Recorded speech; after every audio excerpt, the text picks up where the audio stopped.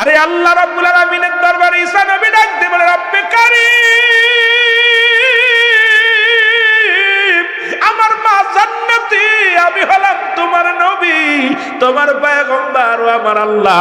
আমি জানতে চাই আজরাইল আমার মার সাথে কেমন ব্যবহার করেছে। আল্লাহ আজরাইলে তাড়াতাড়ি যা।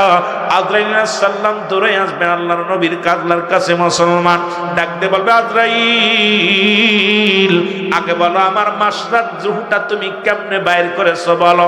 নবী গো, আপনার মায়ের রূহ নেওয়ার সময় কোনো কষ্ট দিই নাই, শুধু মাথার উপরে হাতখানা রেখেছিলাম, তাকে কোনো যন্ত্রণা দিই নাই রে। এরা ঈসা নবীর মা ডাক দিয়ে কয়, বাবা বাবা ঈসা, এই মৃত্যু যদি এত কঠিন হয় রে,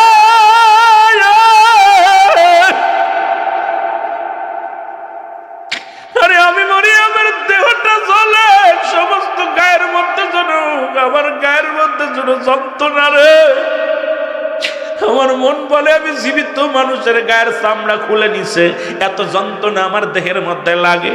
আরে ডাকতে মরিয়ম আলাইহিস সালাম ডাকতে কয়, বাবা ঈসা, এই সহজ মৃত্যুটা যদি এত কঠিন হয়, ওই যাদের মরণের কালে পায়খানা করে দেয়, প্রস্রাব করে দেয়, তারা এই দুনিয়ার মধ্যে তাদের জিহ্বা বাইর হয়ে যায় রে। কত মানুষের জানাজা পড়াইলাম, কত মানুষের দাফন করাইলাম, কত মানুষের কাফন পরাইলাম রে। দেখেছি মরণের পরে রে, ওই মরণের পরে যখন মায়ের গোসল করাতে গিয়েছি, দেখছি পায়খানা করে দিছে, প্রস্রাব করে দিছে। কদিন আগে এক চাচা মারা গেছে, আমি গোসল করাতে যাই, আরে বাবা আমাকে বলে, রুহুল আমিন তুমি গোসল করাও। যা দেখে চোখ দুটি এত বড় বড় হয়ে গেছে, এত চেষ্টা করলাম চোখ দুটি বন্ধ করার জন্য পারি নাই রে। আল্লাহ আল্লাহ, কার জন্য দুনিয়ার মধ্যে সম্পদ করলাম, কার জন্য বাড়ি করলাম, কার জন্য গাড়ি করলাম, এই দুনিয়ার মধ্যে কিচ্ছু আমার না। এই দুনিয়ার সম্পদের মুসলমান কার জন্য সুদ খাইলাম, কার জন্য ঘুষ খাইলাম, কার জন্য এত কিছু কামাইলাম। এই দুনিয়ার সম্পদ খাবে লোকে, তোমার দেহ খানা খাবে পোকে। ওরে মুসলমান, দুইটা কথা মনে রাখবা। একটা হলো জীবনে আসলা, পরের হাতে কাপড় পরন, পরের দুনিয়ার মধ্যে পরের হাতে কাপড় পরলা, বিদায়ের সময় পরের হাতে কাপড় পরে বিদায় নিতে হবে। দুনিয়ার সম্পদ পরে থাকবে, ভাইয়ে খাবে, ছেলে খাবে, তোমার দেহ কানা মাটিতে পড়ে থাকবে। ওই মাটিতে যেন তোমার দেহ মুসলমান না খায়, সেই আমলগুলো করার দরকার আছে কিনা। ওরে আমি যদি যাই গো মারা, আমি যদি বিদেশের মাটিতে, লাশটাই আমার পৌঁছাই দিও মায়েরি কোলেতে রে, লাশটাই আমার। ওরে আমি যদি যাই গো মারা, আমি যদি বিদেশের মাটিতে, লাশটাই আমার পৌঁছাই দিও মায়েরি কোলেতে রে, লাশটাই আমার। এ দুনিয়ার মুসলমান,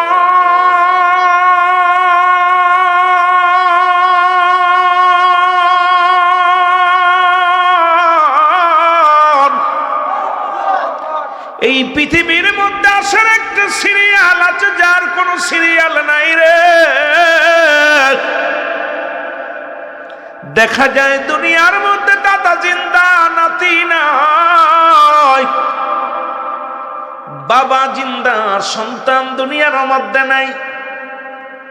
কখন কে যেন চলে যায়, বাবার কাঁধে সন্তানের লাশ, দাদার কাঁধে নাতির লাশ, ভাইয়ের কাঁধে ভাইয়ের লাশ। কখন যেন আমি আপনি দুনিয়া থেকে চলে যাই। ও মুসলমান, মানুষের মৃত্যু হয় দুইটা টাইমে, একটা হলো রাতের বেলা, একটা হলো দিনের বেলা।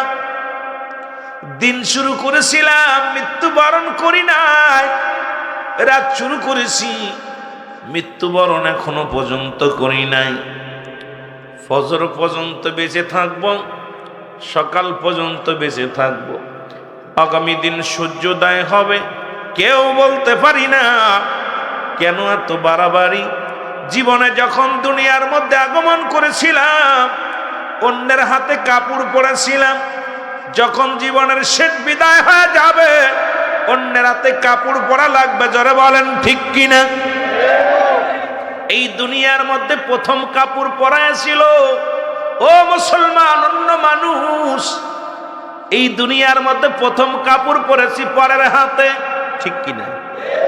আবার দুনিয়ার শেষ পণ্যের কাপড়টা পরের হাতে পড়তে হবে, হলো আপনার জিন্দেগি আমার জিন্দেগি। সুতরাং আজকে কিসের জন্য এত রং তামাশা করি? কিসের জন্য জীবনটা নামাজ ছেড়ে দিই, রোজা ছেড়ে দিই? কিসের জন্য অন্যায় পথে পা বাড়ায়? কিসের জন্য এত অহংকার? কিসের জন্য এত বাড়াবাড়ি? কারণ নিজের তো জিন্দেগিটা শেষ, কখন যেন রব্বে কারিমে ডাক দেয়, দুনিয়ার মায়া ছেড়ে চলে যেতে হবে। এ জীবন জীবন নয়, এমন একটা জীবন আসবে যে দেশে গেলে মানুষের বিচার হয়, যে দেশে গেলে মানুষের হিসাব হয়, যে দেশে গেলে মানুষ আর কোনোদিন ফিরে আসে না। আমরা সবাই সেই দেশের যাত্রী। মানুষের তিনটা বিপদ, নাম্বার 1 হলো মানুষের মরণ, নাম্বার 2 হলো কবর, নাম্বার 3 হলো কিয়ামতের ময়দান। যত বড় টাকাওয়ালা হন, যত বড় বাড়িওয়ালা হন, এই তিনটা বিপদ প্রতিটার মানুষের জীবনে প্রথম বিপদ হলো মানুষের মরণ। খোদার কসম করে বলি, ফুলতুলিপ সাহেবকে বেলা ডান পাশে এরকম বসেছিল, তখন আমি সবে মাত্র কামেল কমপ্লিট করেছিলাম। পাশে বসে আলোচনা শুনে দোয়া করেছিল, মাথায় হাত দিয়েছিল। আজকে উনিও দুনিয়ার মধ্যে নেই। এইরকম হাজার হাজার আলেম, হাজার হাজার নেতা, হাজার হাজার পীর মাসে আদম নবী থেকে শুরু করে আমার নবী রাহমাতুল আলামিন পর্যন্ত কত পয়গম্বর, কত মানব, কত দানব দুনিয়ার মধ্যে আসলো, কেউ দুনিয়ার মধ্যে নাই। আমিও থাকবো না, চির বিদায় নিতে হবে, এর মধ্যে কোনো সন্দেহ নাই। জোরে বলেন ঠিক কিনা? আমার মরণের আর কদিন আছে বাকি, ও গো এলাহি, মরণের আর কয়দিন আছে, আমার মরণের আর কদিন আছে বাকি, ও গো এলাহি, আমার মরণের আর ও এলাহি।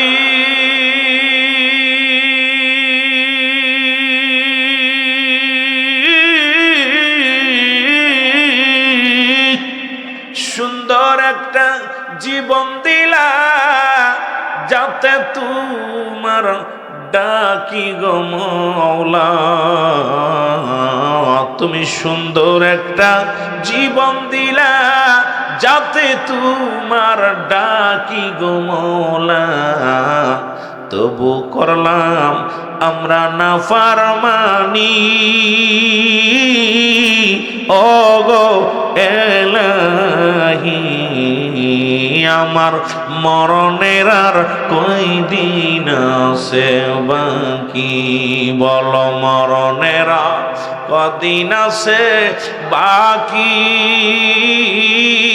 ও গো এলাহি, মরণের আর কয়দিন। হে দুনিয়ার মুসলমান,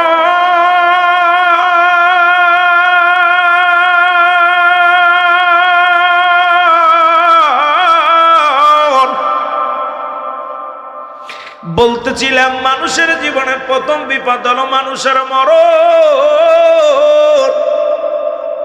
এই মরণের পেয়ালা পান করতে হবে, এর মধ্যে কোনো সন্দেহ নাই।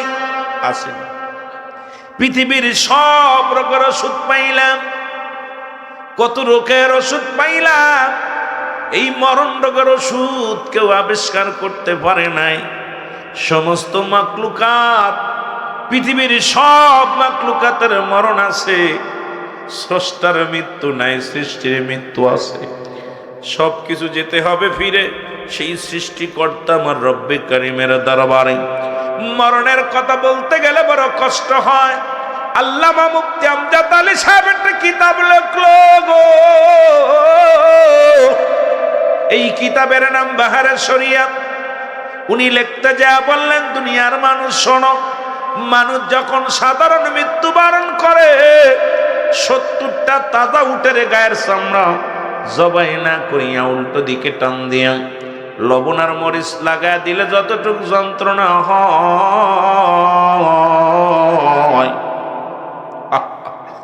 70টা তাজা উটের গায়ের চামড়া জবাই না করিয়া উল্টো দিকে টান দিয়া লবণ আর মরিচ লাগায় দিলে যতটুকু যন্ত্রণা হয়, এর চাইতে 70 গুণ যন্ত্রণা হলো একটা সাধারণ মৃত্যু।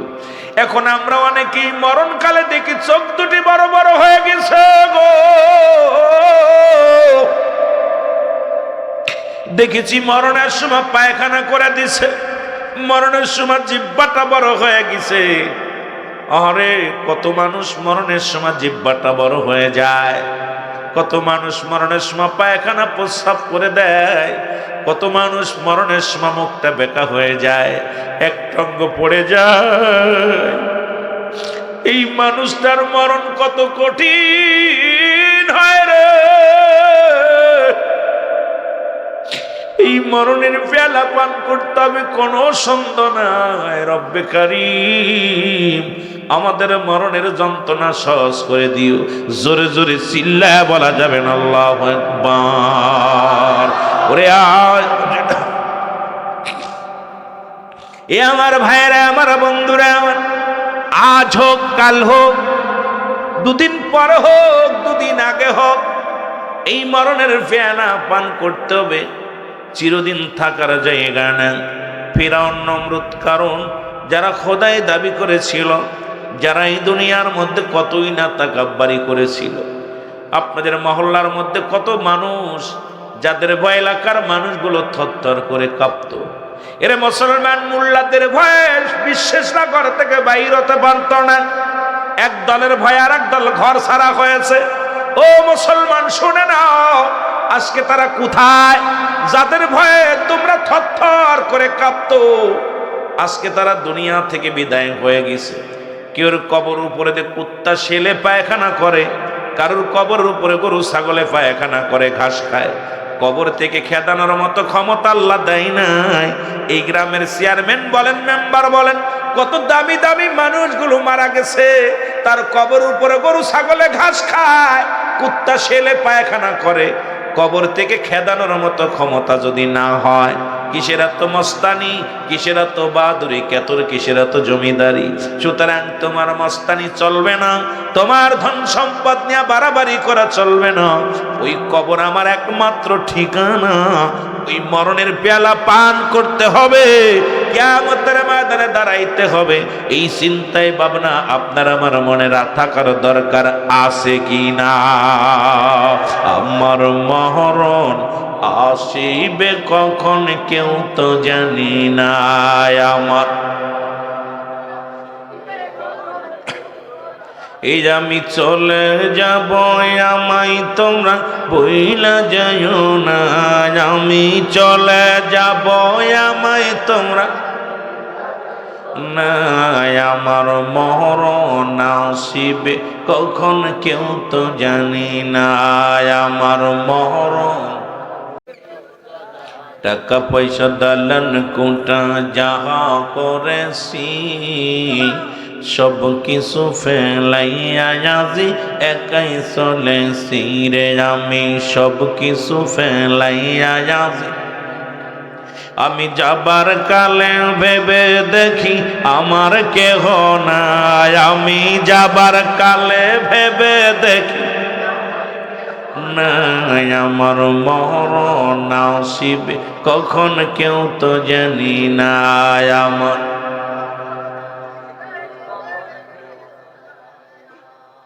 এরে মুসলমান শুনে নাও, পৃথিবীর মধ্যে কত টাকা, কত সম্পদ, কত না নাম কামাইলা, চক্ষু দুইটা একবার বন্ধ করে দেখো দুনিয়ার কেউ তোমার নয়। আল্লাহ কয় কুল্লু মান আলাইহা ফান। মারহাবা। আল্লাহ কয় বান্দারে এই জমিনের মধ্যে যা কিছু আছে আমি আল্লাহর জন্য বিচ্ছিন্ন করে দিব গো।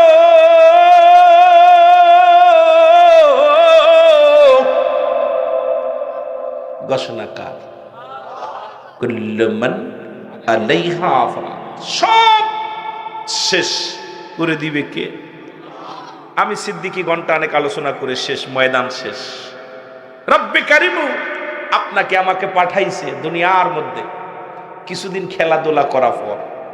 আমরা ছোট্টবেলা খেলাধুলা করছি, দেখি বাচ্চারা, আপনারা করছেন কি জানি না, তবে আমি খেলেছি ছোটবেলা।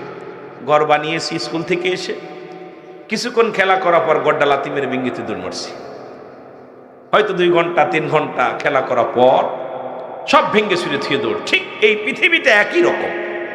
আমি আপনি 40 বছর 50 বছর 60 বছর জিন্দেগি খুব আনন্দে ঘোরাঘুরি করতেছি। যখন আজরাইল এসে যাবে 1 সেকেন্ড সময় গমও দিব না, বেশিও নিব না। এই দুনিয়া থেকে চির বিদায়। জোরে বলেন ঠিক কিনা?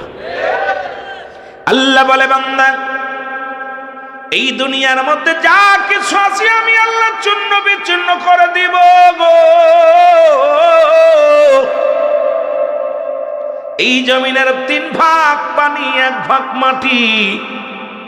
পাহাড়ি অঞ্চলের মানুষেরা শোনো, ওই পাহাড়ের দায়িত্ব আছে হযরত ইলিয়াস আলাইহিস সালাম। এখনো পর্যন্ত জিন্দা আছে খিজির আলাইহিস সালাম। একজন নবী দুনিয়ার মধ্যে আগমন করবে, তিনি হলো হযরত ঈসা আলাইহিস সালাম।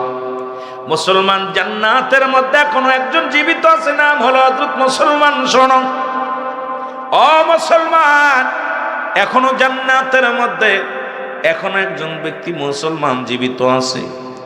মুসলমান বাবারা আমার, দিলের কান্ডা লাগা শোনো, সব কিছু চূর্ণ বিচ্ছিন্ন করে দিবে আমার আল্লাহ।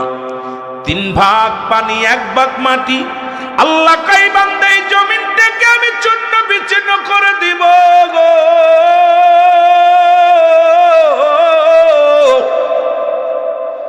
এই জমিনের মাটিগুলো পুড়ে আমি তামা বানায়া দিব।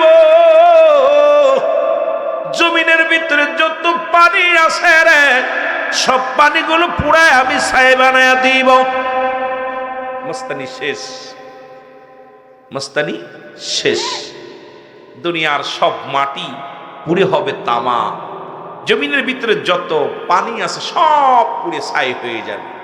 রব্বে কারিম ডাক দিয়ে কয় বান্দা শোনো, যেদিন কিচ্ছু বলতে কিচ্ছু থাকবে না, সেদিন থাকবো আমি শুধু, আমি আল্লাহ। জোরে জোরে চিল্লায়া বলা যাবে না মারহাবা? কে থাকবে? আরো জোরে বলেন কে? আল্লাহ কয় বান্দা এই দুনিয়ার মধ্যে আমি থাকবো, আমি থাকবো আমার রাসূলুল্লাহর ভালোবাসা নিয়ে। আর রাসূল বলে হায়াতি খায়রুল লাকুম, আমার হায়াতের জিন্দেগিটা উম্মতের জন্য কল্যাণ স্বরূপ। কারণ এই দুনিয়ার মধ্যে রাসূল আসছে আপনার প্রেমের কারণে, রাসূল আসছে আপনার ভালোবাসার জন্য, রাসূল আসছে আপনাকে তরানোর জন্য। নবী কয় বান্দারা ও উম্মতিরা শোন, আমি নবী দুনিয়ার মধ্যে আগমন করলাম আমার উম্মতের কল্যাণের জন্য গো। হায়াতি খায়রুল লাকুম, আমার উম্মতের সঙ্গে কথাবার্তা বলতে পেরেছি, উম্মতের সঙ্গে চলাফেরা করেছি, উম্মতের সঙ্গে উম্মত যেমনি সংসার ধর্ম করে এমনি আমি সব কিছু করেছি। সুতরাং এই রাসূল আসছে আপনার আমার কল্যাণের জন্য, মঙ্গলের জন্য। আবার নবী কয় উম্মতিরা রে ওফাতি খায়রুন লাকুম, আমার ওফাতটা আমার ইন্তেকালটা উম্মতের জন্য কল্যাণ স্বরূপ। ও মামায়াতি খায়রুন লাকুম, রাসূল কা আমার উম্মতিরা শোনো গো, এই দুনিয়ার থেকে বিদায় নিলাম তো এটাও আমার উম্মতের কল্যাণের জন্য। কারণ এই দুনিয়ার মধ্যে আগমন করলেন নবী আপনার আমার জন্য, আবার বিদায় নিলেন আপনার আমার জন্য। সেই আল্লাহ রাব্বুল আমিন থাকবে সেই নবীর ভালোবাসা নিয়ে। আহলুস সুন্নাত ওয়াল জামাতের আকীদা হলো সেই নবীর ভালোবাসা। জোরে জোরে বলেন ঠিক কিনা? আর একটু জোরে জোরে চিল্লায় বলেন ঠিক কিনা?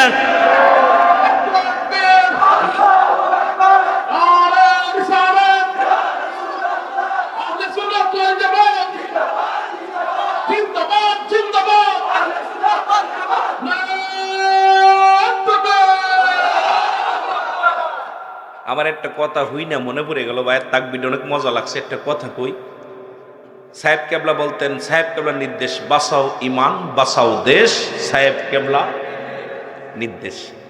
আমার নবীজি বলছে, তিরমিজি শরীফের হাদিস 3952 নাম্বার। কত নাম্বার? এই বলেন কত নাম্বার? 3952 নাম্বার হাদিস। রাসূল বলছে, আমি দেখতেছি আমার উম্মাতের মধ্যে একদল উম্মাত বাইর হবে, তারা নিজেরা মূর্তি পূজা করবে, অন্যকে মূর্তি পূজায় সহযোগিতা করবে। আমি এখন ওনার কথাটা, সাহেব কেবলার কথাটা হঠাৎ করে হৃদয়ের ভিতরে গেঁথে গেছে। সাহেব কেবলা বলে গেছে, বাঁচাও ইমান বাঁচাও দেশ। এখন যে দেশের মধ্যে শুরু হয়েছে, দেখা যায় ইমানের চাইতে ভোটের দাম বেশি। যারা বলেন ঠিক কিনা? ওনার কথাটা উনি এমনি বলে নাই, বাঁচাও ইমান বাঁচাও দেশ সাহেব কেবলার। কারণ আমরা যে ইমান বেঁচে ফেলবো, এটা রসুল বলে কিছু অনেক আগে, নবীজি বলে গেছে, এটা সাহেব কেবলার কাছে, আল্লাহর ওলিদের কাছে আসে এলহাম, নবীদের কাছে আসে ওহী। আর এই জন্য বলছে দেশও বাঁচাইতে হবে, ইমানও বাঁচাইতে হবে। কারণ ইমান হলো আমার প্রতিটা মানুষের মাপকাঠি। ইমান যদি না থাকে, ওর জীবনটাই বরবাদ। জোরে বলেন ঠিক কিনা? হঠাৎ করে আমি বললাম, ভাইয়ের তাকবীর শুনে আমার এই কথাটা মনে পড়ে গেল, রসুলের কথা। রসুল আজ থেকে কত বছর আগে বলে গেছে, যেমন একটা জামানা আসবে। এবছর আমরা দেখলাম আমাদের দেশে কিছু দাড়িওয়ালা টুপিওয়ালা, কথা বুঝেননি, এরা এমন ভাবে কথা বলছে যা ইমানের ভিতরে পড়ে না, কোনো মুমিনের ভিতরে পড়ে না, কোনো মুসলমানের ভিতরে পড়ে না। এখন আপনি বলতে কোরআন গেল কই? তা আছে কোরআনের মধ্যে, এখন ওই তওবার মধ্যে 6 নাম্বার আয়াত। আবার অনেক মুক্তি আছে, তো পণ্ডিতগিরি আছে, অনেক পণ্ডিত। আমি ওদিকে যেতে পারবো না, আমাকে সাবজেক্ট দিছে ভাইজান একটু কবর হাসরের কথা বললে, সে রাত হয়ে গেছে। যেহেতু আমাকে আসার কথা ছিল 10টায়, এরপরে কয় 11টায়, এরপরে বাজছে 12টা।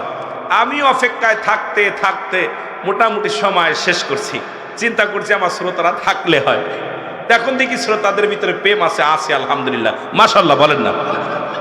এখন সূরা তয়বা 6 নাম্বার আয়াত। হাফেজ আছেন নি? কোনো হাফেজ সাহেবরা পড়বেন।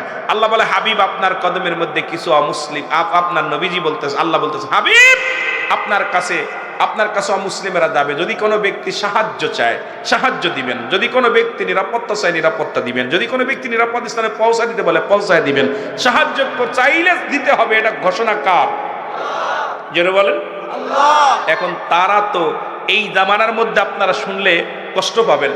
যখন গোরগোবিন্দর সেলারা যারা ছিল, তখন শাহজালাল ইয়ামেনি যখন 360 জন আউলিয়া নিয়ে আসলেন, উনি ইয়ামেন থেকে মক্কা মদিনা জিয়ারত করে, রাসূলুল্লাহ রওজা জিয়ারত করে, ইয়ামেন হইয়া ভারতবর্ষ হইয়া সিলেটের জমিনে আসলেন। পাহাড় নগর এগুলো নদী নালা অতিক্রম করে উনি আসার খবর শুনে গোরগোবিন্দ ঘোষণা করে দিলেন যে, তোমরা শুনে নাও, এই সিলেটের জমিনে কোনো দাড়িওয়ালা টুপিওয়ালা, এই দাড়িওয়ালারা শোন, ভালো করে শুনে নিবি বাবা, ইতিহাস পড়তে হবে। এই জন্য আমি মাঝে মাঝে একটা গান গাই, ইতিহাস পড়ে মোরা জানলাম অলিগণ এনেছে ইসলাম। যেটা বলেন ঠিক কিনা? যেহেতু আমার আলোচনা ওদিকে না, শুধু বুঝানোর জন্য বলতেছি। ঘোষণা করে দিলেন, কোন দাড়িওয়ালা কোন টুপিওয়ালা এই জমিনের মধ্যে আসতে পারবে না। নৌপথ বন্ধ, এ বাবা শোন, নৌপথ বন্ধ, বিমান পথ বন্ধ, নদী সব বন্ধ করে দিলেন। যদি কোনো ব্যক্তি দাড়িওয়ালারে পার করে, তাকে শিরচ্ছেদ করা হবে। যদি কোনো দাড়িওয়ালা টুপিওয়ালারে কোনো ব্যক্তি গাড়িতে উঠায়, তাকে শিরচ্ছেদ করা হবে। যদি কোনো ব্যক্তি দাড়িওয়ালা টুপিওয়ালাকে কোনো বিমান যোগে সিলেটের জমিনে আনা হয়, তাকে হত্যা করা হবে। নির্দেশ কার? এ জোরে বলেন কার? কার খায় মুসলমান হয়েছে? সব করা ভালো করে শুনে নি বাবা। এই জন্য আমার ওই সাবজেক্ট নাই, এই জন্য যেতে পারতেছি না। যাওয়ার দরকার, আপনাদেরকে জানানোর দরকার, অনেক ইতিহাস জানানোর দরকার। এগুলো আমরা বই পড়ে শিখেছি, আপনারা এখন তো পড়েন না, জীবনে তো পড়েন না। রিসার্চ করেন, ওই ফুলতলি মাসলাতে রিসার্চ করেন। যিনি এশিয়া মহাদেশে কিরাতের জন্য, কোরআনের জন্য যার অবদান, এটা রিসার্চ করলে বাইর হবে যে তার অবদান কি। এটা দেখে অনেকে নাক শিখতে, কথা বুঝেননি, তাদের অবদান কি জানেন? কোরআনকে বর্তমানে এশিয়া মহাদেশে কোরআনের ধারক বাহক ফুলতলি মাসলাদের যারা আছেন, জোরে বলেন মারহাবা, আরো জোরে বলেন মারহাবা। কষ্ট পাচ্ছেন নি? এশিয়া মহাদেশে, শুধু বাংলাদেশ না। কিন্তু আমরা তো বাড়ির খবর রাখি না। বাড়ির খবর রাখি কেউ? বাড়ির খবরই তো রাখি না, বা ঘরের খবর রাখার দরকার আছে না? ওগুলো জানার দরকার, এদেরকে জানাবেন। এই জন্য আমি অনেক সময় বলি, বক্তাগুলো যারা আসে তাদেরকে জানতে বলবেন, যারা এই সমস্ত নিয়ে রিসার্চ করে, তাদের গবেষণা করে। শাহজালাল ইয়ামিনী আসলেন 360 জন আউলিয়া নিয়ে। তখন নৌপথ বন্ধ, উনি ওই আপনার ওই কোথায় সুরমা নদীর কিনারে এসে দাঁড়ায় গেলেন। দেখে রাস্তাঘাট হাঁটতে হাঁটতে এসে কাশির বন দিয়া, জঙ্গল দিয়া, পাহাড়ের কোল দিয়া, এত কষ্ট করে এই বড় বড় পাহাড় অতিক্রম করে উনি আসলেন। পাহাড়ের মধ্যে পাথরের আঘাত খেয়ে 360 জন আউলিয়া নিয়ে উনি আসলেন। আসা পর রব্বে কারিমের ইশারা হয়েছে, সিলেটের জমিন চালু করতে হবে, সিলেটের জমিনে ইসলামের দাওয়াত দিতে হবে। এই জমিনের মধ্যে অগাছা আবর্জনা ভরে গেছে, এখান থেকে এই আবর্জনা সরাইতে হবে। গৌর গোবিন্দ এই জন্য ছুটে আই শাহজালালের নির্ভীক সৈনিকেরা, কতল কর গোবিন্দরই মুর্দা গন্ডা খানা। জোরে বলেন ঠিক কিনা? শাহজালালের পাক ভূমিতে যারাই আসলো ভাগ বসাতে, শাহজালালের পাক ভূমিতে যারাই আসলো ভাগ বসাতে, ওরে আবর্জনা কতল করে সুন্নিয়াতের ফসল ফলা। ছুটে আই শাহজালালের নির্ভীক সৈনিকেরা, ছুটে আই ফুলতুলি বাবার নির্ভীক সৈনিকেরা। জোরে বলেন ঠিক কিনা? আবর্জনা তাড়ানোর জন্য নিয়ে আসলেন, রাখার জন্য না। যখন আসলেন তখন নদীর কিনারায় বসে 2 রাকাত নামাজ পড়লেন। নামাজ পড়ে ডাকতেছে, রব্বে কারিম আমাকে তো তুমি পাঠাইলি, সারায় আসলাম, এখন ওই নদী পার হব কেমনে?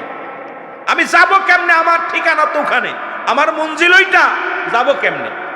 রব্বে কারিম ইশারা করলো, শাহজালাল টেনশন করো কেন?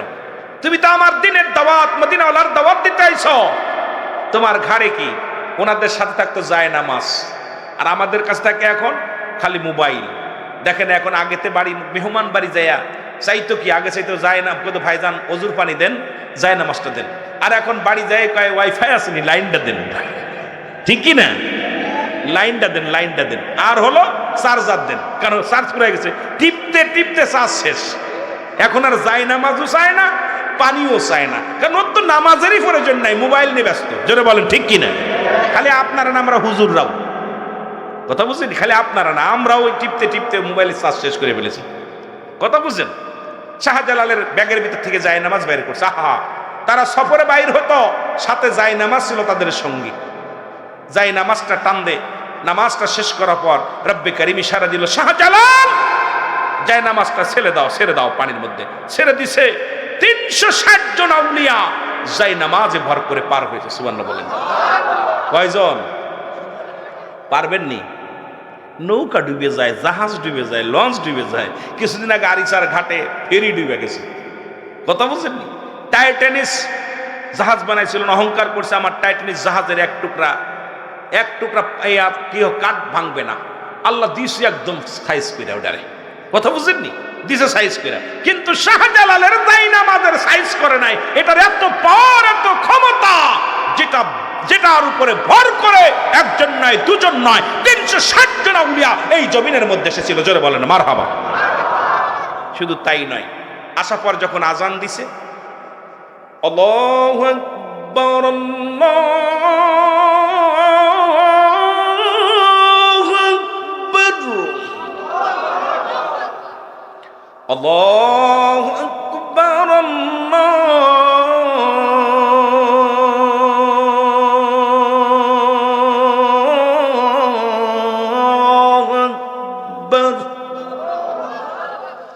আশহাদু আল্লা ইলাহা ইল্লাল্লাহ।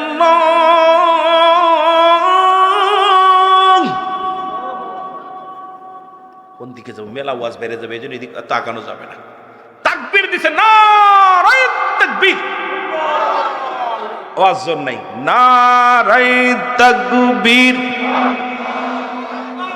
গৌর গোবিন্দ দালান কাফা শুরু করছে। তাকবীরটা কত জোর ছিল! সত্যের জয়। কারণ তার 2টা শক্তি নিয়ে শাহজালাল এসেছিল। একটা শক্তি হলো আমার আল্লাহ, একটা শক্তি হলো মুহাম্মাদুর রাসূলুল্লাহ সাল্লাল্লাহু আলাইহি ওয়াসাল্লাম। জোরে বলেন মারহাবা। এই 2টা শক্তি নিয়ে এসেছিল। সিলেটের দাড়িওয়ালা টুপিওয়ালারা হনো, খালি দাড়িওয়ালা টুপিওয়ালাদের বিরোধিতা করো, শাহজালালের বিরোধিতা করো, শাহপরানের বিরোধিতা করো, শাহ মখদুমের বিরোধিতা করো, ফুলতলির বিরোধিতা করো। জানতে হবে, ইতিহাস পড়তে হবে। কি করলো? তাকবীর দিয়া দালান, আজান যেই দিছে, আজানের ধ্বনিতে মুখরিত হয়ে দালান খসে পড়ে গেছে। জোরে বলেন না মারহাবা। গোরগোবিন্দ চিন্তা করে কাম সারছে, মুসলমানদের বোমাজি ফাটছে। দেখছেন নি? মুসলমানদের বোমা হলো নারাই তাকবীর। জোরে বলেন নারাই তাকবীর।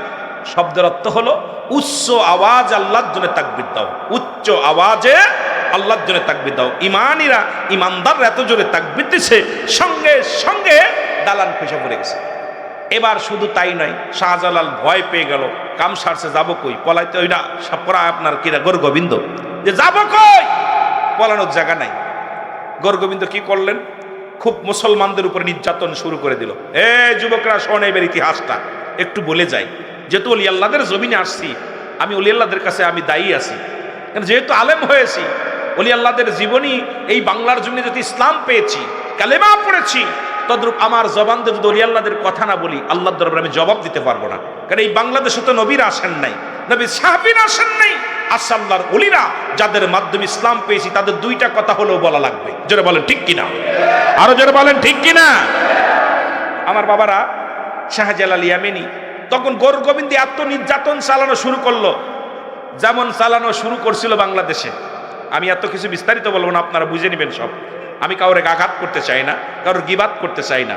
এমন নির্যাতন নিপ্রান্ত শুরু করলো, দাড়ি টুপি মাথায় দিলেই সে রাজাকার, দাড়ি থাকলেই সে ব্যক্তি হত্যাকারী। এই দাড়ি টুপি দেখলেই গোরগোবিন্দ শত্রু।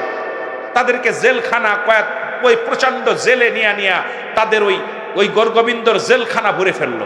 এত পরিমাণ মানুষের জায়গা নাই ঢুকানো, এত পরিমাণ মুসলমানদেরকে ঢুকানো হলো। আর মুসলমানদের গরম পানি নাকের ভিতর দিয়া নির্যাতন এত নিপীড়িত করা হলো, যতক্ষণ পর্যন্ত তাদের স্রষ্টাকে এক স্রষ্টা মেনেছিল ততক্ষণ পর্যন্ত নির্যাতন করা হয়েছে, যতক্ষণ পর্যন্ত তাদেরকে দ্বিতীয় ক্ষুধা বানানো হয়েছে, তাদেরকে ছেড়ে দেওয়া হয়েছে। এরম নির্যাতন চালানো হলো। শাহজালাল চোখের পানি ছেড়ে কাঁদতে লাগলো, আল্লাহ তুমি এই জমিনের মধ্যে পাঠাইছো, আমার মুসলিম জাতি নির্যাতিত হয় কষ্টে। অনেক ওই সময় অনেক মুসলমান দাড়ি টুপি ছেড়ে দিছে, দাড়ি ফেসে ফেলেছে। যারা ওই কারা ইমানসোর অমিনান নাস, মানুষের মধ্যে মায়াকুলু, তারা বলবে আমান্না, তারা ঈমান আনছে বিল্লাহি, আল্লাহর প্রতি, ওয়া বিল ইয়াউমিল আখির, আখিরাতের প্রতি বিশ্বাস স্থাপন করছে। মা হুম বিমুমিনিন, আল্লাহ বলে অমিনান নাস, ওই মানুষের মধ্যে মুনাফিক তো মানুষের মধ্যে আছে। এই মুনাফিকগুলো তো কোরআন এটা তাফসির করলে, কোরআনের ব্যাখ্যা করলে এত মজার আলোচনা পাবেন, শুধু কোরআন এত মজা দিবে। কিন্তু আমরা তো আসলে মূল ইতিহাসটা ধরি না তুলে, ইচ্ছা মতো আলোচনা করলে তার হবে না। আমার বাবারা, শাহজালাল ইয়ামানি কষ্ট পাইলেন এই মুনাফিকদের চক্রান্তে। তখন ওই জামানে একটা সন্তান হলো, বুরহানুদ্দিনের একটা ছেলে হলো। কি হলো? বুরহানুদ্দিন, ধরেন আপনাদের সভাপতি সাহেবের একটা ছেলে হয়েছে। তা সুন্নাতে রাসূল রাসূলুল্লাহ সাল্লাল্লাহু আলাইহি সাল্লাম তার নাতিদের সুন্নাত তাকিদা করছে, আকিকা করছে। আকিকা কি করছে? আপনারা কি বলেন? ছেলে মেয়ে হলে কি করেন? তো বুরহানুদ্দিন আকিকা করতে, এই সিলেটের মৌলবীরা শোন, ভালো করে শুনে নিবা। ওলি আল্লাহদের বিরোধিতা করো যারা, আপনাদের বলতেছি না, যারা ওলি আল্লাহদের বিরোধিতা করে তারা শুনে নেবে। শাহজালাল আপনার কে বুরহানুদ্দিনের ছেলে হওয়ার পর গোপনে গোপনে একটা গরু জবাই করলো। জবাই করে এইটা জবাই করে মানুষকে খাওয়াইলেন, নিজেও সবাই প্রতিবেশী আপনজনদের খাওয়ালেন। এইটা আপনার বুড়ি টুড়ি যে লেস টেস ইত্যাদিতে সবগুলো মাটি খুঁড়ে পুঁতে রাখলেন যাতে করে গোরগোবিন্দের লোকজন জানতে না পারে, হিন্দু রাজ্য। কিন্তু এইটা কাকে খুঁজলেন? কাক আর কুকুরে দুইজন যুক্তি করে খুঁজছে, খুঁজা উঠাইছে বাল্লুয়া কিলাফ, ভালো করে বাল্লুয়া কিলাফ। দুনিয়াটা হলো পচা দুর্গন্ধ মরি, মানুষের চরিত্র হলো কুকুরের চরিত্র, কুকুরের চরিত্র হলো মরি খোঁজা। ভালো করে শুনে নিয়েন, রসুল বলে গেছে, আমার কথা না, আমার আব্বার কিতাব না। রসুল বলছে এই দুনিয়াটা হলো পচা দুর্গন্ধ মরি, মানুষের চরিত্র হলো কুকুরের মতো। কুকুর যেমন মরি পাইলে খুশি হয়, এই জামানায় দেখতেছি খালি সম্পদ পাইলে খুশি হয়। জোরে বলে ঠিক কিনা? মিলা গেছে, নবীর কথাগুলো মিলা যায়। আমার বাবারা, এবার গভীর রাত ইসি এই কান নিয়া একটা কান বা একটা শিং নিয়া গরু গোবিন্দর বাড়ির সামনে ফেলছে কাকে নিয়া। দেখা ঘুমের তো উঠা দেখে গরু গোবিন্দ গিরে ঘরের সামনে মারা জবা করছে কে? এই শোন বাবা, মারা জবা করছে কে? গরু। এরে জবাই খোঁজো, ছিপাই লাগাই দিলেন। ছিপাই 24 ঘন্টার মধ্যে গরু জবাই করছে কে তাকে খোঁজ না করে আনতে পারলে সবার চাকরি চলে যাবে, সবাইকে শিরচ্ছেদ করা হবে। এত ষড়যন্ত্র শুরু হলো, যেদেরকে খোঁজো। খুঁজতে খুঁজতে খুঁজতে খুঁজতে 24 ঘন্টা না পড়তে পড়তেই পেয়ে গেল, খবর পেয়ে গেল বোরানুদ্দিনের ছেলের জন্য আকিকা করার জন্য গরু জবাই করছে। গরু গোবিন্দ নিজ হাতে তরবারি নিয়ে চলে আসছে। এ আলেমরা, গরু গোবিন্দ নিজ হাতে তরবারি নিয়ে চলে আসছে। এসে বোরানুদ্দিন কলিজার টুকরা সন্তান নিয়ে বসে আছে, আদর করতেছে বাবার কোলে সন্তান। সন্তানকে কোল থেকে থাবাতে কেড়ে নিয়ে নিচেই ফেলে নিজের তরবারি দিয়ে এক কবে দ্বিখণ্ডিত করে ফেলেছে। আলেমরা, কার বিরোধিতা করো? সিলেটের জমিনে বাস করতে হলে ওলি আল্লাহদের বিরোধিতা করলে এই জমিনের মধ্যে তোমাদের জায়গা নাই। জোরে বলেন ঠিক কিনা?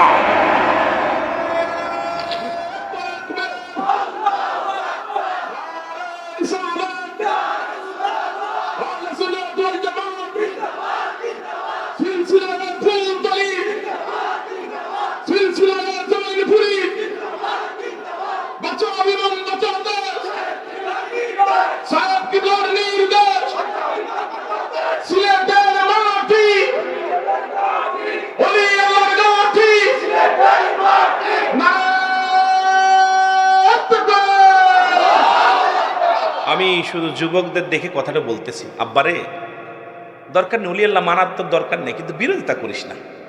বিরোধিতা করিস না, তোর ভালো লাগে না দরকার নেই। আমি বলতেছি না তোর পীরের কাছে যাইতে হবে, কিন্তু বিরোধিতা করিস না। বাবা মা জন্ম দিছে, হয়তো ভালোবাস কারণ বাবা মা সবচেয়ে বড় ভূমিকা পৃথিবীর মধ্যে আনার জন্য বাবা মায়ের ভূমিকা ছিল বড়। যেটা বলেন ঠিক কিনা? ইসলাম চিনার জন্য তাদের ভূমিকা ছিল বেশি, এই জন্য তাদেরকে অসম্মান করো না, এই জন্য কথাটা বলতেছি। তখন উনি শাহজালালের কদমে চলে গেলেন। শাহজালাল বললেন, এত এই জামানা চলতেছে, এখন ওদের রাজত্ব। রব্বে কারিমের কাছে সেদিন দোয়া করেছিল, রব্বে কারিম, আমি আমার সন্তানের বিচার চাই না, আমার কলিজার টুকরা সন্তানের বিনিময়ের জন্য এমন একটা দিন যেন আল্লাহ তুমি এই জমিনের মধ্যে এনে দাও, যেন পৃথিবীর মধ্যে বাংলাদেশের জমিনে সবচেয়ে বেশি গরু কুরবানি হয়। সুবহানাল্লাহ বলেন না? বেশি পশু কুরবানি হয়। জোরে বলেন না মারহাবা।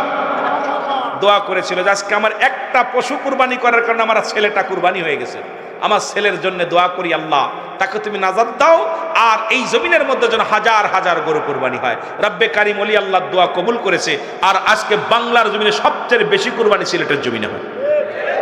সিলেটের মানুষ বেশি লন্ডন আমেরিকা, এক একজন 10টা 15টা 20টা জবাই করে কুরবানিতে। খালি একটা দুইটা না, প্রতিবারই কুরবানি করে, কারণ এদেরকে লন্ডন বাংলাদেশের দ্বিতীয় লন্ডন বলে সিলেটের মানুষকে। যদিও গরিব মানুষ আছে, তবে বাংলাদেশে যেখানে যাবেন কয় দ্বিতীয় লন্ডন হলো সিলেট, ঠিক কিনা? আপনাদেরকে লন্ডন বলা হয়, লন্ডনই বলা হয়। তা সুতরাং এই লন্ডনের জমিনের মধ্যে যে পরিমাণ গরু জবাই হয়, এটা বাংলাদেশের অন্য জেলায় হয় না। এই দোয়া কি কবুল হয়েছে? যারা গরুর গোশত খাবা আর অলিদের বিরোধিতা করবা, অলিদের বিরোধিতা যারা করবে ওদের এক পিস গরুর গোশ খাওয়ার অধিকার নাই। এক পিস গরুর গোশ খাবি না। গরুর গোশ খাবা আর নাকশারটা অলিদের বিরোধিতা করবা, এটা চলবে না। এই জন্য বাবা, আল্লাহর ওলিদের সম্মান করো, তাজিম করো। আমার পর রাগ করতেছেন? রাগ করতেছেন? আমি আপনাদের সত্যটা বলে গেলাম, এখন মানা না মানা আপনাদের ব্যাপার। এই জন্যে এই জমিনটা ধন্য, সিলেটের জমিন। ও সিলেটের জমিন রে, তুই যে বড় খাটি রে, তোর বুকেতে আসে গো শুয়ে অনেক কাউলিয়া, বলেন তোর বুকেতে।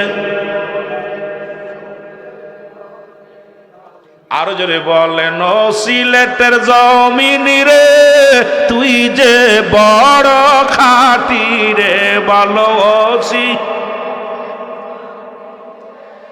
তুই যে বড় খাটি রে, তোর বুকেতে শুয়ে আসেন অনেক কাউলিয়া, বলেন তোর বুকেতে। শাহজালাল শাহপরাণ শাহবাদরপুরি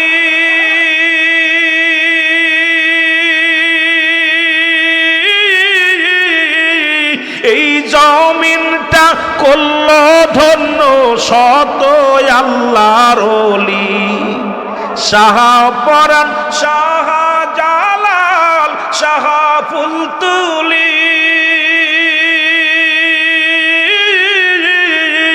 জি এই জমিনটা ধন্য করলো আছে আরো কত অলি এই ধোলায় আছে মিশে তারা ধোলায় আছে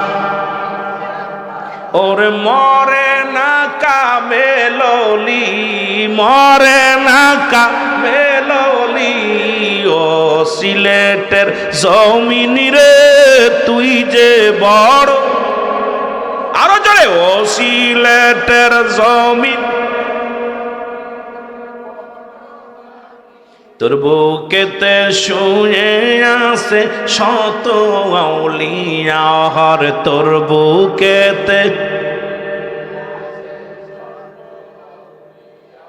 আহার এই জমিনে খোদার কসম যখনই সিলেট বিভাগে আসি কে কার কি জানি না আমার অন্তর কাঁদে ভয় লাগে যে কোনটা বেয়াদবি করে ফেলি কোন সময় বেয়াদবি করে ফেলি কারণ আমার ভিতরে কেন যেন একটা ভয় লাগে যে এই জমিনের ভিতরে এমন আউলিয়া ছিল যাদের কথা বাঘে শুনেছে যাদের কথা সাপে শুনেছে সাপ জঙ্গল থেকে বাঘ আছে বাঘ সম্মানের সঙ্গে চলে গেছে ফিরে এ ভাই এ শাহ মুস্তফা যার কথা শুনে বাঘে দৌড় দিছে কয় ওই বাঘ কথা বুঝিনি বাঘ কয় হুজুর মাফসা কথা বুঝিনি রে আর আমরা সেই দুই পেয়ে মানুষ কেমন যেন তাদের সঙ্গে বিরোধিতা করি আমার বাজানেরা সম্মান করবেন তাদেরকে আমি আপনাদেরকে বলবো ভালোবাসবেন আল্লাহ আমাদের দয়া করুক জোরে বলুন আমিন মহব্বতের সঙ্গে দুরূদ শরীফ পড়ুন আল্লাহুম্মা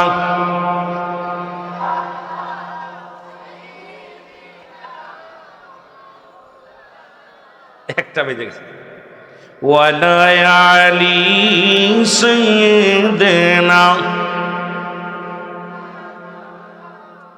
এ দুনিয়ার মুসলমান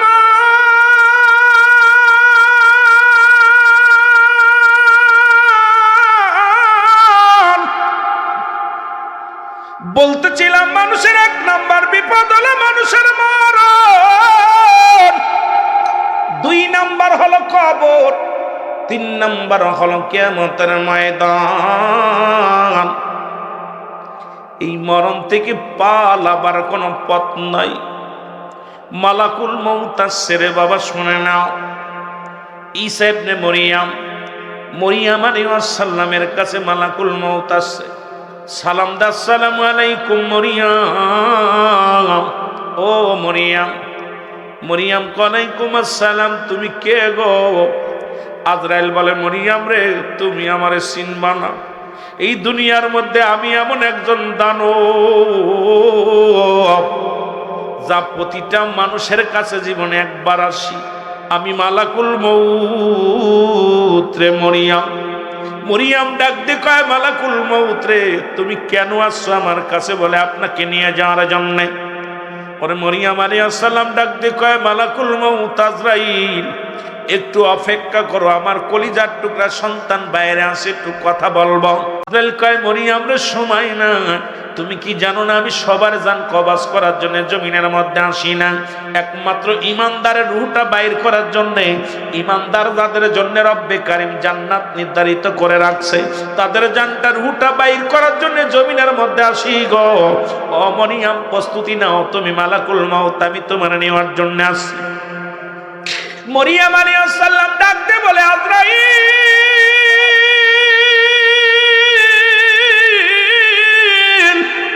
আজরাইল রে, যাও আমারে নিয়ে যাও। আজরাইল আলাইহিস সালাম মরিয়াম আলাইহিস সালামের উটটা বাইর করে নিয়ে গেলেন। ঈসা আলাইহিস সালাম এসে দেখেন মা দুনিয়ার মধ্যে নাই। মা বলে একটা ডাক দিলেন, মা ডাকে সাড়া দেয় না।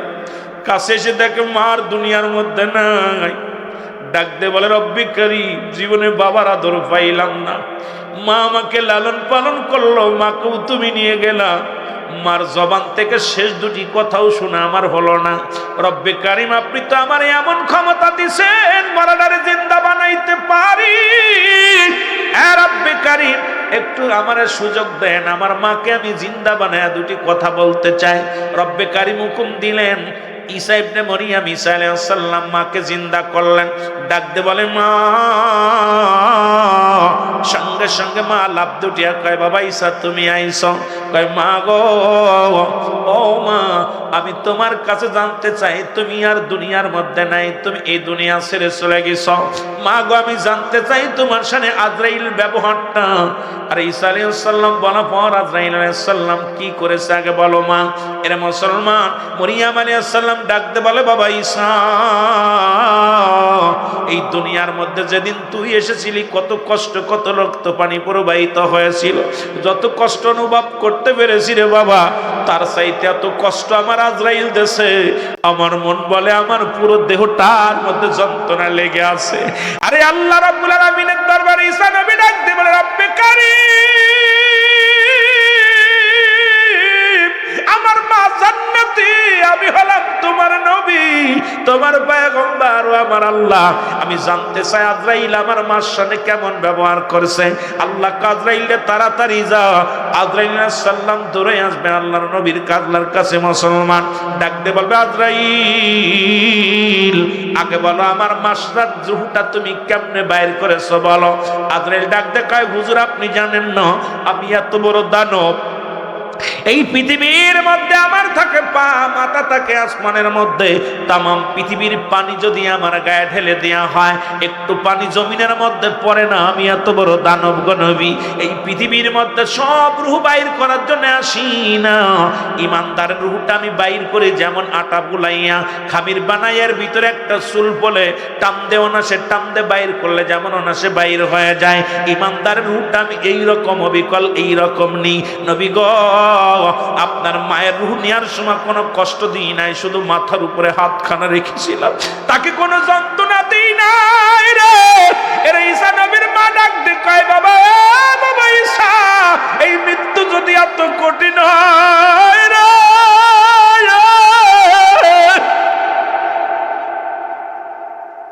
আরে আমি মরিয়মের দেহটা জ্বলে সমস্ত গায়ের মধ্যে যেন, আমার গায়ের মধ্যে যেন যন্ত্রণা রে।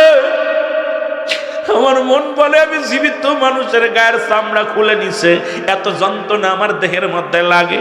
আরে ডাকতে মরিয়ম আলাইহিস সালাম ডাকতে কয় বাবা ঈসা, এই সহজ মৃত্যুটা যদি এত কঠিন হয়, ওই যাদের মরণের কালে পায়খানা করে দেয়, প্রস্রাব করে দেয়, তারা এই দুনিয়ার মধ্যে তাদের জিব্বা বাইর হয়ে যায় রে।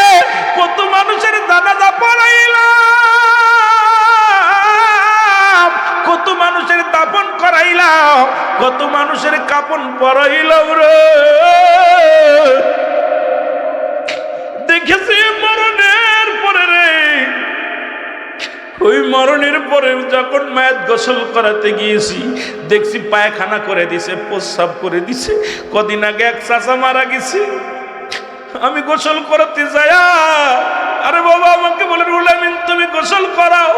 যায় দেখে চোখ দুটি এত বড় বড় হয়ে গেছে, এত চেষ্টা করলাম চোখ দুটি বন্ধ করার জন্য পারি নাই রে।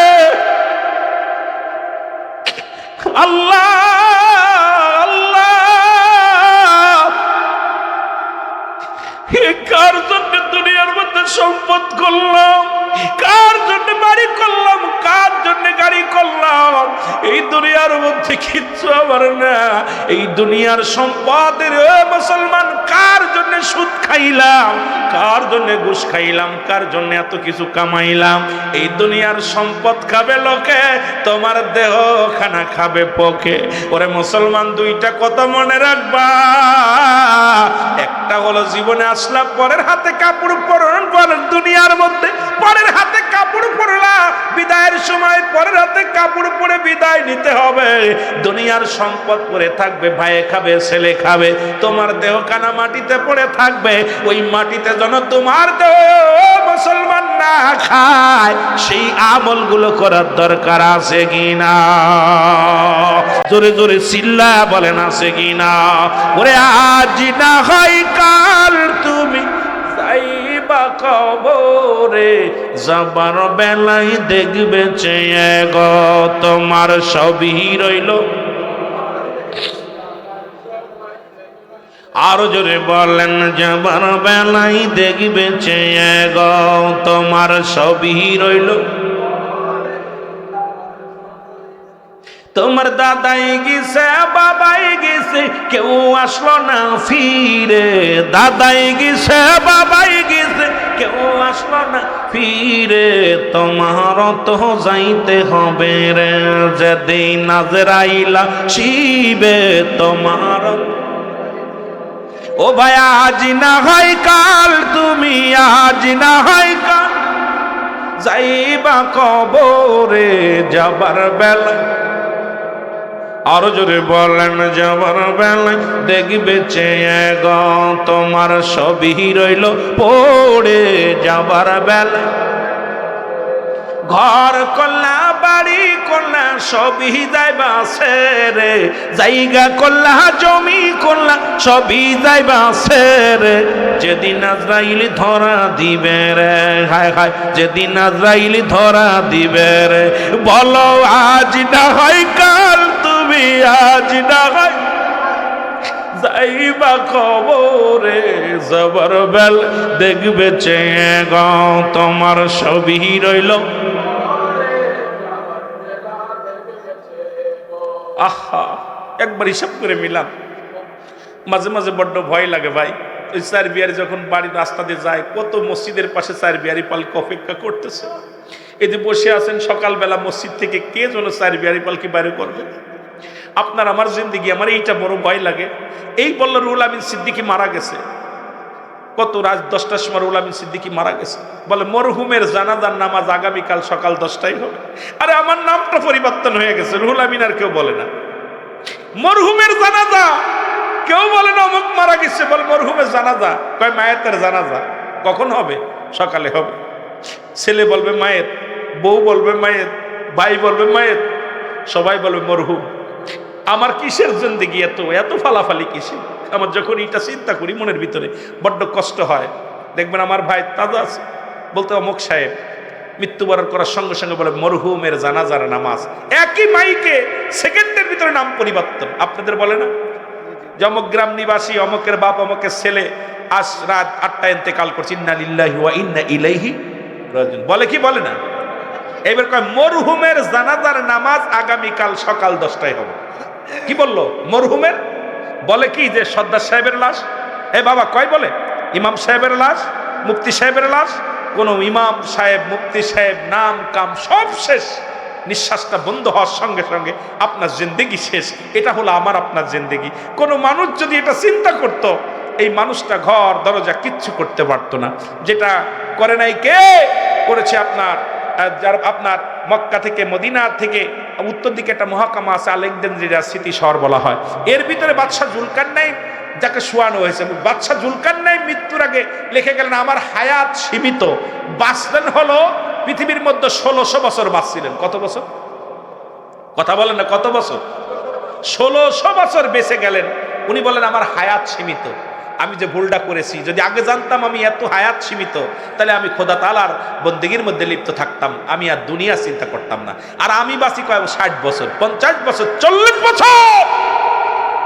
চিন্তা করছেন? 1600 বছর। কত বছর? 1600 বছর। আমরা 60 বছর বালি করি বাবা, মেলা বাঁচছে। 80 বছর, 60 বছর বাঁচলে কত বাঁচছে? আমি খালি আশ্চর্য হয়ে যাই যে জিন্দেগিটা কি করতেছি, মিশে মিশে কাটায় দিলাম। মহব্বতের সঙ্গে দুরূদ শরীফ পড়েন আল্লাহুম্মা।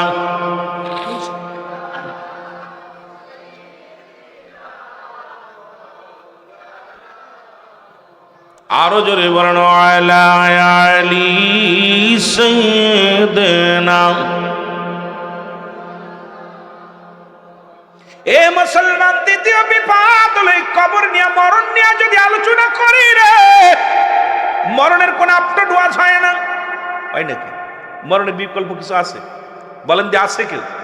মরণের কোন আপ টু ওয়াজ চলে না, নাই।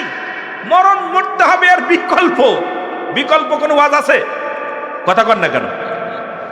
দুনিয়ার মুসলমান গভীর মনোযোগ। মানুষের প্রথম বিপদ মরণ, দ্বিতীয় বিপদ হলো কবর।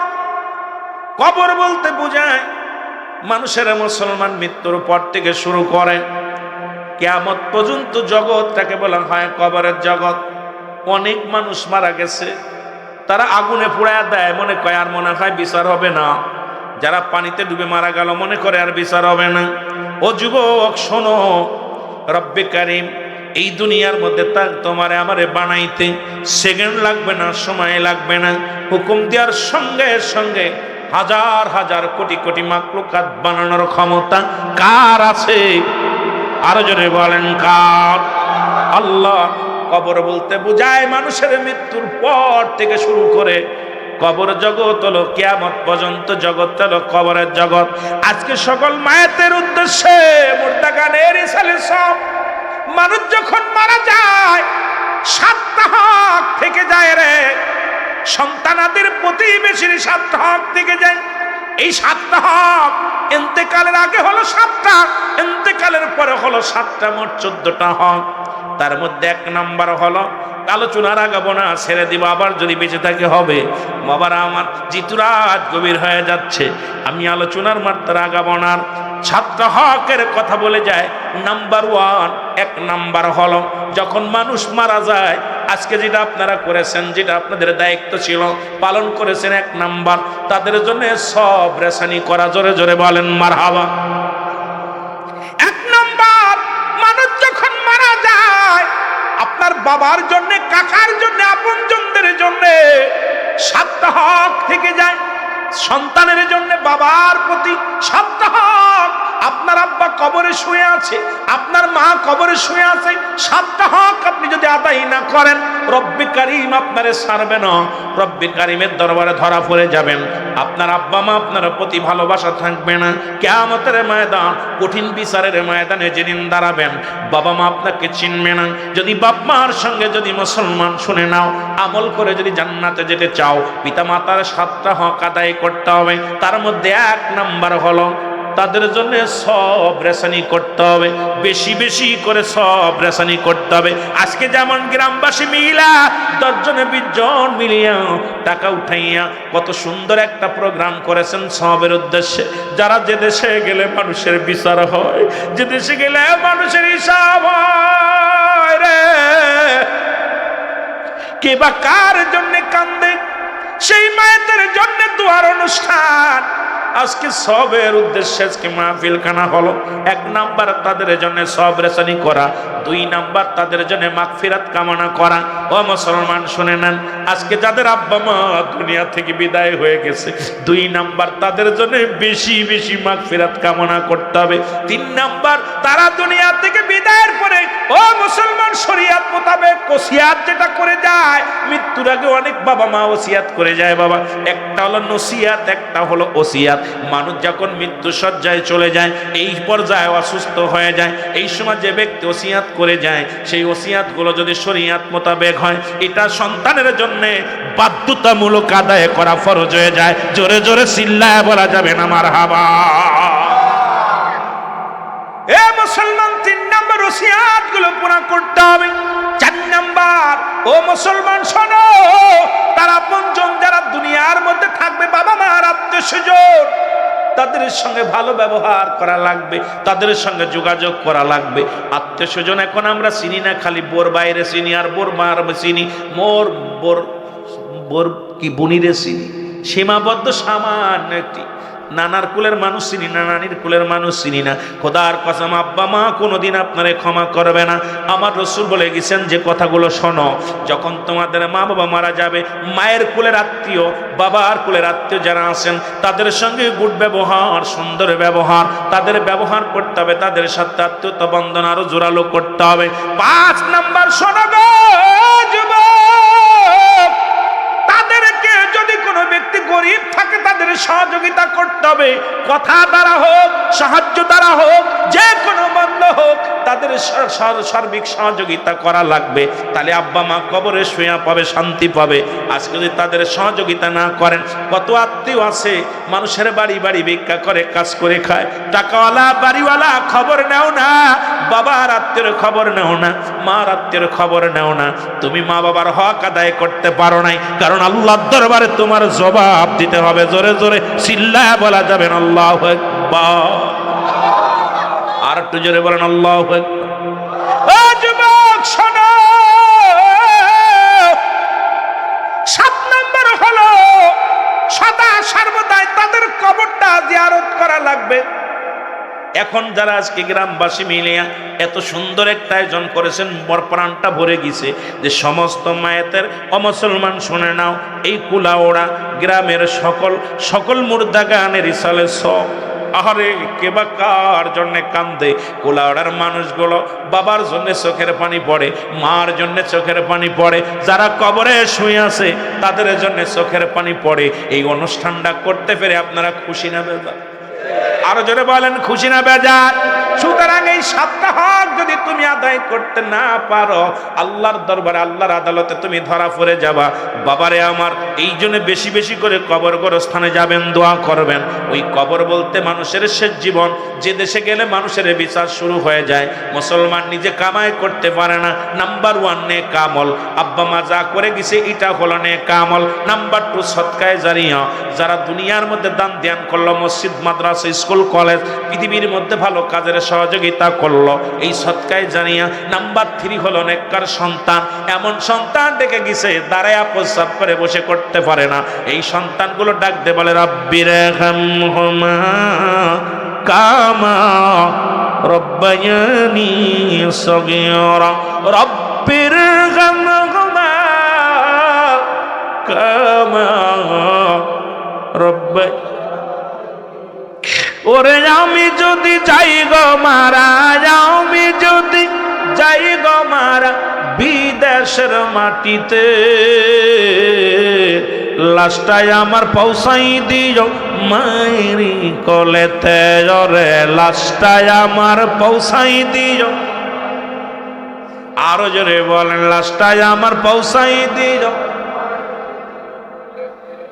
জন্মের পরে যে কোলেতে রাখছে আমার মা,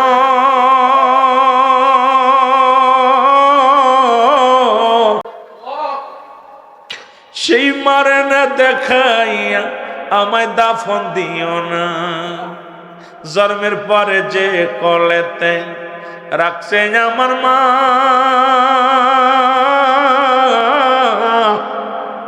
সেই মাকে না দেখাইয়া আমায় দাফন দিও না।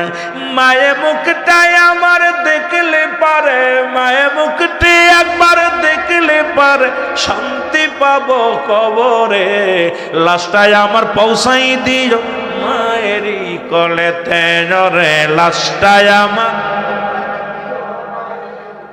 ওরে আমি যদি যাই গো মারা, আমি যদি বিদেশের মাটিতে, লাশটাই আমার পৌঁছাই দিও মায়েরই কোলেতে।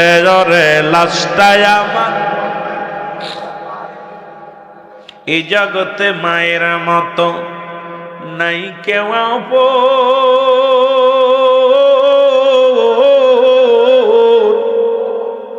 ওরে জগতে বাবার মতো নাই কেউ আপন।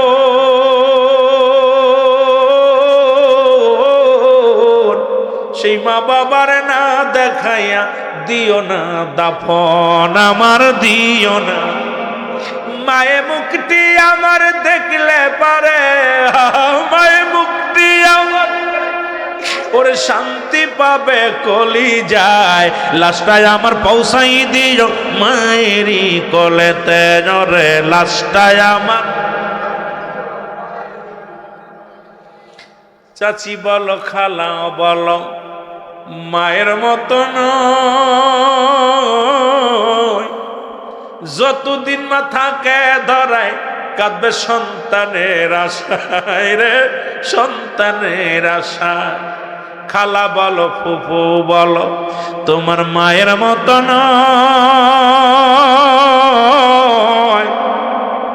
যতদিন না থাকবে ধরায় কাটবে আল্লাহরই দরবারে। হায় আল্লাহ হস্ত তুলে করবে দোয়া, মায়ের হস্ত তুলে করবে দোয়া, মাপ করো মোর সন্তান রে, লাশটাই আমার পৌঁছাই দিও মায়েরই কলেতে রে, লাশটাই আমার।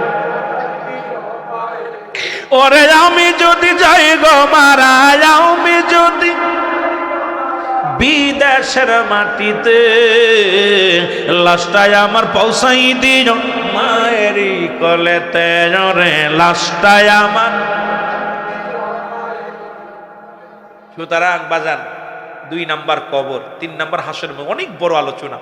আল্লাহ আমাকে আবার আনলে আমি আলোচনা করব, কারণ এত রাত আমি আপনাদের জাগানোর পক্ষে না, কারণ বেশি খারাপ লাগতেছে, এখন 1:30 বেজে গেছে।